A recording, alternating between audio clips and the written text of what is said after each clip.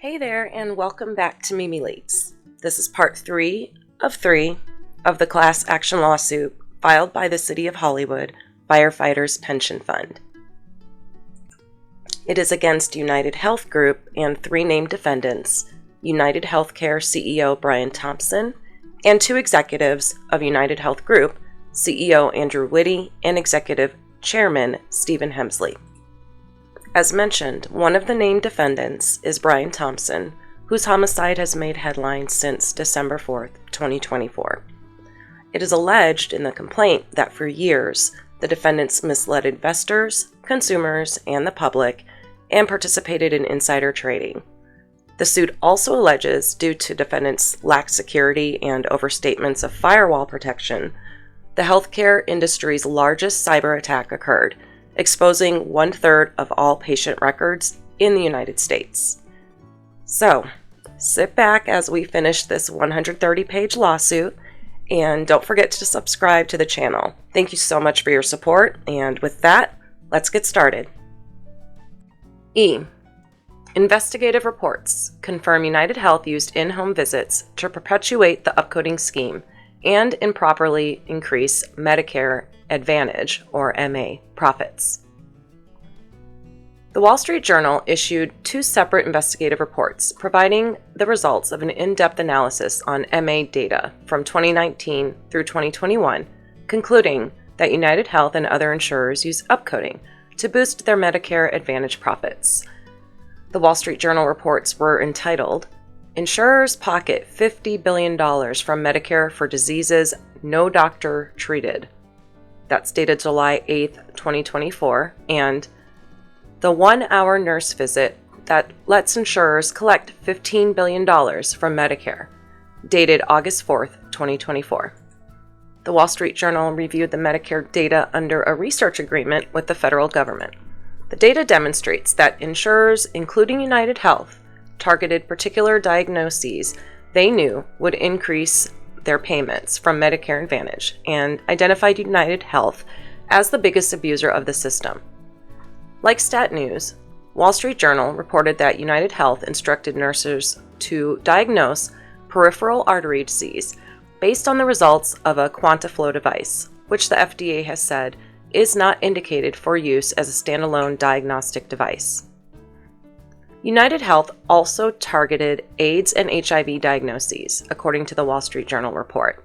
The report found that most people with insurance-driven AIDS or HIV diagnoses likely did not have either disease because they did not receive any commonplace treatment for such conditions, such as antiviral medications. Indeed, 92% of patients who received an HIV or AIDS diagnosis through normal channels took antiviral drugs, while only 17% of patients diagnosed by insurance companies took them.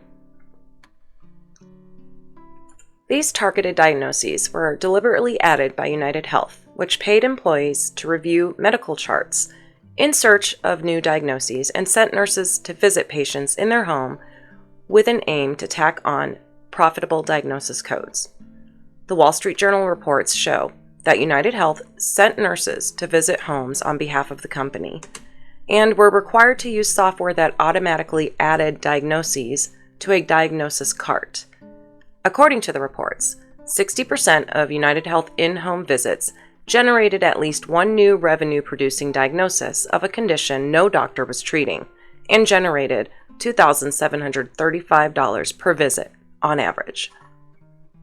The Wall Street Journal reports also described the tens of billions of dollars United Health extracted from CMS and taxpayers as a result of its malfeasance, including $8.7 billion in payments from insurer-driven diagnoses in 2021 alone, or more than half of the $17 billion in profit United Health generated that year. F. OIG report confirms United Health's upcoding scheme continued through 2023 and that the company was paid billions in improper payments in 2023. The OIG was established by law in 1976 to fight waste, fraud, and abuse and improve the efficiency of Medicare, Medicaid, and more than 100 other Department of Health and Human Services programs, HHS. The OIG has approximately 1,600 personnel. The majority of the agency's resources goes towards the oversight of Medicare and Medicaid programs that represent a significant part of the federal budget and that affect this country's most vulnerable citizens. As detailed in the Federal Register, Volume 83, Number 215, in furtherance of its mission, the OIG conducts and supervises audits, investigations, evaluations, and inspections relating to HHS programs and operations, identifies systemic weaknesses giving rise to opportunities of fraud and abuse in HHS programs and operations, and makes recommendations to prevent their recurrence, leads and coordinates activities to prevent and detect fraud and abuse in HHS programs and operations, detects wrongdoers and abusers of HHS programs and beneficiaries, so appropriate remedies may be brought to bear, including imposing administrative sanctions against providers of health care under Medicare and Medicaid who commit certain prohibited acts,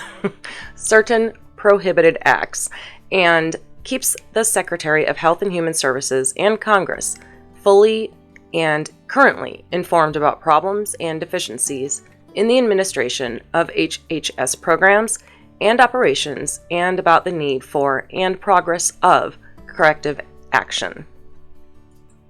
In addition, OIG works with the Department of Justice, DOJ, to operate the Health Care Fraud and Abuse Control Program. As noted above, the OIG released a report in October 2024 that shows how United Health manipulates the Medicare Advantage system at the expense of vulnerable seniors and taxpayers. The report shows how United Health continued to utilize in-home health risk assessments and chart reviews based on those assessments as a mechanism to obtain billions in risk-adjusted payments in 2023 by diagnosing serious health conditions that never received follow-up care. The OIG found that United Health received 2/3 of these suspicious payments in 2023, even though it covered only 28% of MA members. The OIG's findings raised concerns that United Health was putting profits over patients by using in-home visits and HRA-linked chart reviews to maximize payments instead of providing health care. Based on these concerns, for the first time ever, the OIG recommended that CMS restrict or even cut off payments for diagnoses obtained at in-home visits. On October 24, 2024, the Wall Street Journal reported on the OIG report and included additional commentary from OIG officials.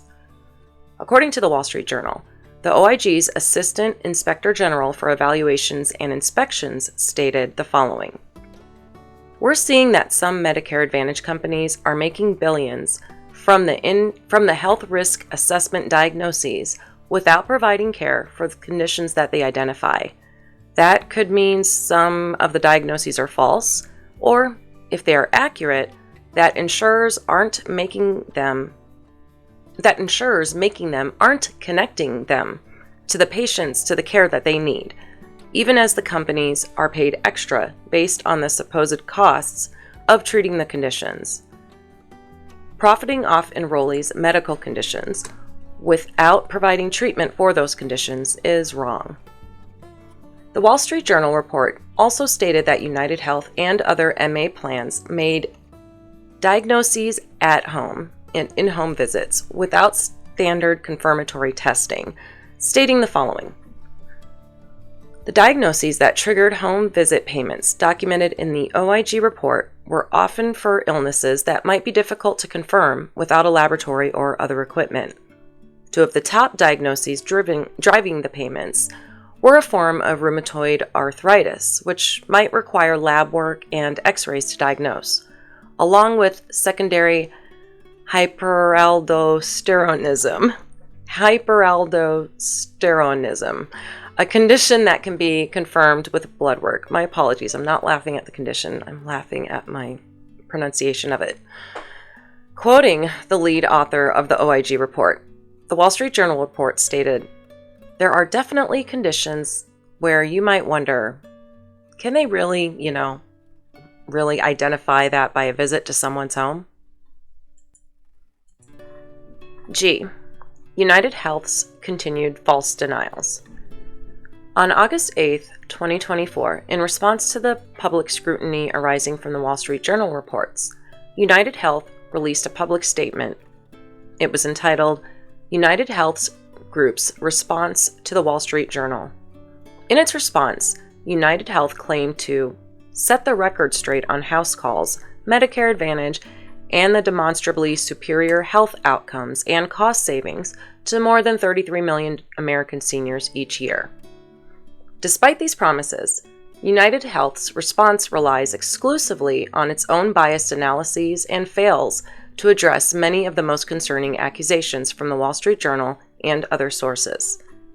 For example, although United Health promises a look at the real numbers, it actually exclusively relies on numbers from a report United Health itself authored and paid for. Using these biased numbers alone, United Health concludes 67.4% of patients with insurer-driven HIV or AIDS diagnoses were on antiviral therapies, still significantly less than the 92% of patients with diagnoses from providers, and the government's cost to fund Medicare Advantage is approximately 96% of the cost to fund fee-for-service and provides $60 billion annually in additional value through lower out-of-pocket costs and additional services. Importantly, United Health does not deny that in-home visits were designed to add diagnoses and inflate their reported profits. Instead, without providing a percentage, United Health claims the majority of diagnoses made during a home visit do not result in increased Medicare or MA risk adjustment payments. The company also does not deny that insurer-led diagnoses triggered more taxpayer-funded payments, instead saying only, CMS has systems and processes in place to help ensure the data submitted meets the established program rules, and citing CMS audits as the only example. But United Health did not explain CMS is years behind on the auditing process, and therefore none of the issues identified by the Wall Street Journal had yet been audited by CMS. United Health also did not deny that it encouraged physicians to use QuantaFlo alone or diagnose peripheral artery disease, resulting in false positives. Instead, it obfuscated, further asserting only that QuantaFlo is an FDA-approved device, and peripheral artery disease is underdiagnosed. Tellingly, United Health entirely ignored the specific allegations of wrongdoing relating to improper upcoding, detailed by various United Health doctors as reported by Stat News. H. United Health's upcoding scheme is a long-standing practice as United Healthcare's former CEO successfully pressured CMS. In January 2014, CMS proposed a draft regulation designed to address insurers' practice of upcoding Medicare Advantage patients to get higher payments from CMS. The plan mandated that chart reviews cannot be designed only to identify diagnoses that would trigger additional payments, and would have required health plans, when examining patients' medical records, to identify overpayments by CMS and refund them to the government. On August 6, 2024, the court in United States of America versus United Health Group and Everyone, a whistleblower case, joined by the DOJ covering the Medicare Advantage fraud, released previously withheld testimony and emails. The records demonstrate that the proposed regulation caused an uproar at United Health when CMS proposed it. Following the proposal of the regulation, United Health asked for and received a meeting with CMS, which took place April 29, 2014.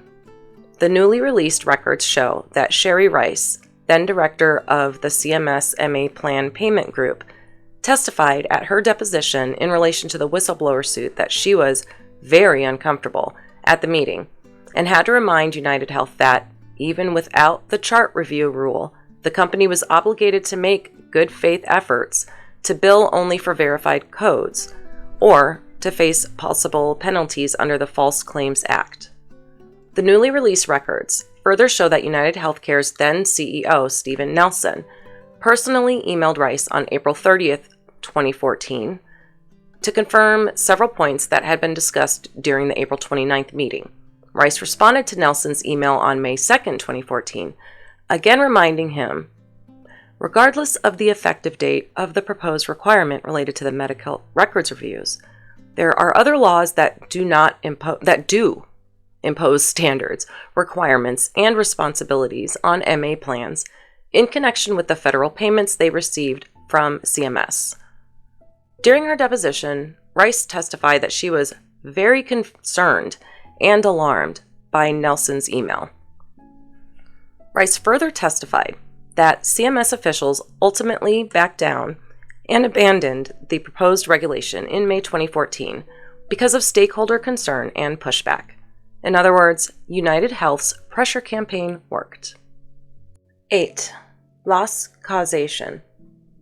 Defendants, as alleged herein, directly and proximately caused plaintiffs and class members economic loss. During the class period, defendants made false and misleading statements and omissions of facts, material facts, necessary to render those statements not false or misleading. UnitedHealth's common stock traded at artificially inflated prices as a direct result of defendants' materially false and misleading statements and concealment of the relevant truth about UnitedHealth and defendants' fraudulent scheme. Plaintiff and other class members purchased UnitedHealth's common stock at artificially inflated prices and suffered damages when UnitedHealth's stock price declined as the relevant truth entered the market. And these are all for 2024. The artificial inflation in UnitedHealth's common stock price was dissipated by the February 27th Wall Street Journal article's disclosure of the relevant truth concerning the scope of the new DOJ antitrust investigation into UnitedHealth. See Section 4, Part H above. The resulting stock price declined upon release of this new truthful information, and related increased risks were due to the company-specific fraud-related disclosures and not as a result of market or industry. The February 27th disclosure may not be exhaustive because fact and expert discovery have yet to commence.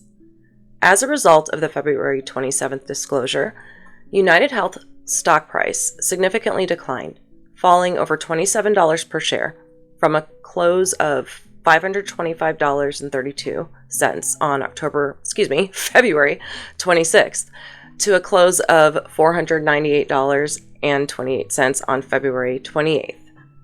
Financial analysts and market commentators recognized that February 27th Wall Street Journal report revealed new information and caused the stock price to decline. According to a Bloomberg report titled UnitedHealth, UNH, executives sold stock before U.S. probe became public, shares of UnitedHealth fell 5.2% in two trading sessions on February 27th to 28th, after the probe was widely reported on financial media. Similarly, Barron's reported that UnitedHealth Group stock fell Wednesday, February 28th, after a Wall Street Journal report said the Justice Department has launched an antitrust investigation into the insurer. UnitedHealth stock was the worst performer in the S&P 500 and the Dow Jones Industrial Average on Wednesday. Additional reports by financial analysts confirmed that the February 27th Wall Street Journal report revealed new information and caused the stock price decline. For example, on February 27th, after market close, Jefferies published a report, UNH's VBC scale in certain markets, a possible target of antitrust probe. Jefferies noted the following. Tuesday afternoon, which is February 27th, multiple news reports reported the DOJ has launched an antitrust investigation into the relationship between UnitedHealthcare and Optum, including how acquisitions affect competition. Also in the February 27th Also in the February 27th after market close, financial analysts at RBC Capital Markets published a report. Wall Street Journal reports United Health is the target of a DOJ antitrust investigation. RBC Capital Markets noted that the Wall Street Journal reported the DOJ is launching an antitrust investigation into United Health. On February 28th, the Wall Street Journal published another article reporting that United Health was down due to the DOJ probe revelations. Shares of United Health fell Wednesday morning, February 28th, extending a retreat sparked late yesterday by news that Justice Department has launched an antitrust investigation into the company. On February 28th at 2:40 Eastern Time, Cantor Fitzgerald attributed the stock drop to the Wall Street Journal. The stock traded down 7.6% versus S&P 500 since the Wall Street Journal article broke. Also on February 28th, financial analysts at UBS published a report of DOJ antitrust investigation into United Health leads to share weakness. The report confirmed the following. United Health fell at the end of the trading day on February 27th following reports that the U.S. Department of Justice has launched an antitrust investigation into United Health Group. According to the article, investigators have been interviewing doctor groups and asking about the relationship between United Health and its insurance business and Optum. The inquiries around how ownership of physician and health plan units affects competition as well as Medicare billing issues. UBS also connected the antitrust probe to Optum and Medicare Advantage, noting, "We believe Optum is a critical player in driving a successful MA offering." On March 1st, industry analyst AIS Health issued a report titled DOJ to Test United Health's Firewall with Antitrust Probe that discussed the February 27th report and the scope of the DOJ's new antitrust investigation into United Health. The AIS Health report stated that federal regulators believe United Health's firewalls between its payer and provider businesses has a lot of holes. The report also pointed out the DOJ is examining United Health's Medicare Advantage coding practices, suggesting that owning both payer and provider assets may allow United Health to make members appear sicker to increase profits. In sum, as detailed above, the decline described herein served to remove artificial inflation from the price of United Health common stock and was the direct and foreseeable consequences of the revelation of the relevant truth concealed by the defendants. Section 9. Applicability of the presumption of reliance and the fraud on the market doctrine. And I'll be summarizing this. In this section, the plaintiff asserts that the defendants publicly misrepresented material information that reasonably would have impacted the company's stock value. It was traded in an efficient market with substantial volume, and members of the class and plaintiff purchased United Health stock between the time the misrepresentations occurred and when the true facts emerged. Because of these factors, they are entitled to fraud on the market presumption. Section 10, which I will also summarize. Class action allegations. In this section, the plaintiff files a class action for United Health stock purchasers, excluding defendants, company officers, and related individuals or entities. The class includes thousands of members, making joinder impractical. They can be identified and notified through United Health's records. The plaintiff claims represent the class and their interests will be reasonably protected, and the class is, as a whole, predominates over any individual member. It is because of these reasons, among others, that a class action lawsuit is superior to other available methods for the fair and efficient adjudication of this suit. Part 11 is the claims portion, and I covered each count at the beginning of the first episode. But to review them, count 1 is the violations of 10B of the Exchange Act and SEC Rule 10b-5 promulgated thereunder against all defendants. Section 10b of the Securities Exchange Act prohibits fraud in the purchase of sale of securities, and SEC Rule 10b-5 prohibits any act or omission resulting in fraud or deceit in connection with the purchase or sale of any security. Count 2 is for violations of Section 20A of the Exchange Act, which establishes vicarious liability for controlling persons in securities fraud cases. And count 3 is the same violation, but for solely against Hemsley and Witty of United Health versus Brian Thompson, who was United Healthcare. And that does it for this complaint. The suit itself remains open and active, with the judge granting an extension for the defense to respond by March 1st, 2025.